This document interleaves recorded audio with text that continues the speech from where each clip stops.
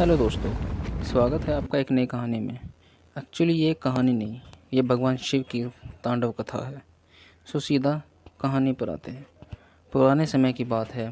हिमालय के एकांत और शांत जंगलों में भगवान अपने शिव तपस्या में लीन थे। उनकी तीसरी आंख से निकलती हुई ज्वाला पूरे वातावरण को प्रज्वलित कर देती थी। शिव के पास माता पार्वती भी तपस्या में लीन थी, लेकिन शिव की तरह शांत और सौम्य थी।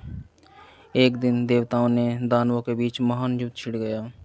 युद्ध में दानवों का अधिपति राक्षस रावण ने देवताओं को हराने का संकल्प लिया।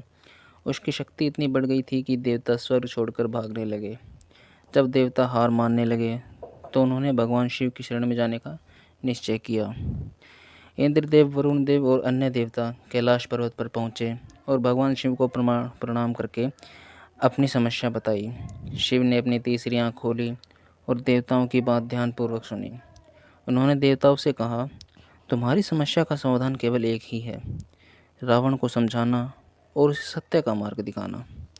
शिव ने रावण को बुलाने के लिए अपनी अनुचर नंदी को भेजा। नंदी ने रावण को शिव का संदेश दिया और उसे कैलाश पर्वत पर आने के लिए कहा। रावण ने शिव के संदेश को स्वीकार किया और कैलाश पर्वत पर पहुँचे।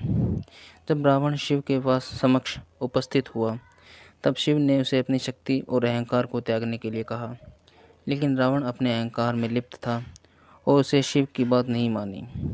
इस पर शिव ने अपना त्रिशूल उठाया और रावण को चेतावनी दी। रावण ने शिव के सामने अपनी पराजय स्वीकार की और अपनी गलती का पश्चाताप किया। भगवान शिव ने रावण को क्षमा कर दिया, उसे ज्ञान का मार्ग दिखाया।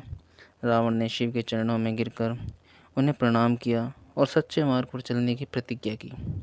देवताओं ने भगवान शिव को धन्यवाद दिया और स्वर्ग लौट गए। इस प्रकार भगवान शिव ने केवल देवताओं को बचाया, बल्कि रावण को भी सत्य और धर्म का मार्ग दिखाया।